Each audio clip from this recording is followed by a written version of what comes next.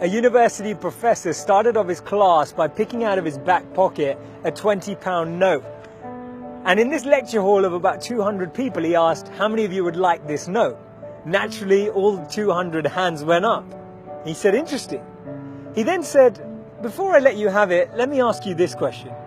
He took the note and folded it in half twice. And then he said, how many of you want this note? Still, 200 hands went up. Now he said, let me try something else. He took the note and he crumpled it. He said, how many of you want this note now? Still, 200 hands went up.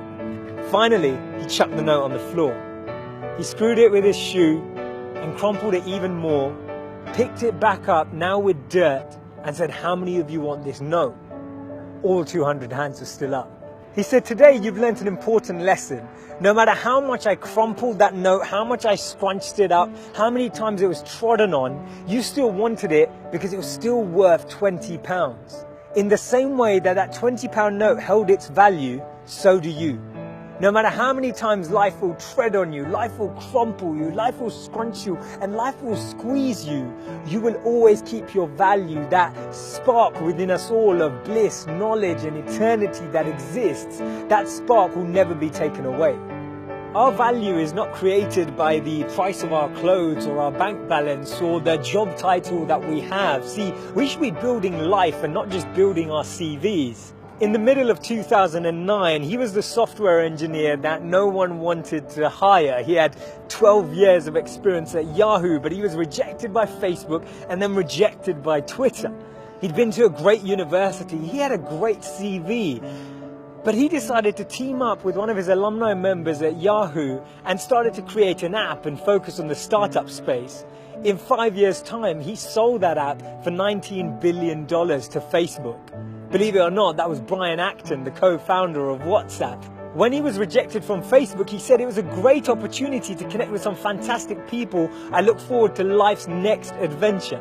When he was rejected by Twitter, he responded by saying, worked out, it was quite a long commute.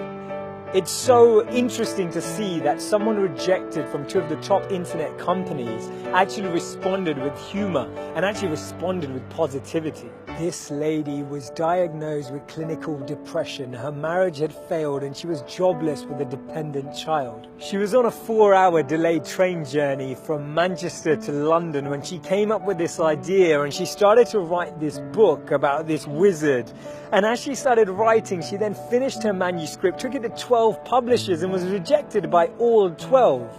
Believe it or not, that's J.K. Rowling. This man watched his first company crumble. He was a Harvard University dropout and his first company's demo didn't even work. He went on to build Microsoft. His name's Bill Gates. Therefore, failure is just a sign that we need to widen our scope. We need to be ready and build ourselves up for the next level. Actually, what we end up achieving is far greater than what we'd envisioned for ourselves.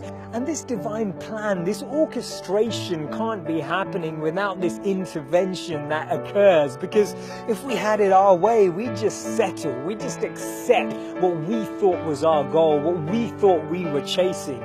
But actually, I've noticed that when you don't get that, later down the line, you look back and you reflect and realize that what you've gained is so much greater. Failures are only failures when we don't learn from them, because when we learn from them, they become lessons, and we actually extrapolate all of these teachings and actually get more insight into how we can improve the way we work and how we can actually drive with a different energy.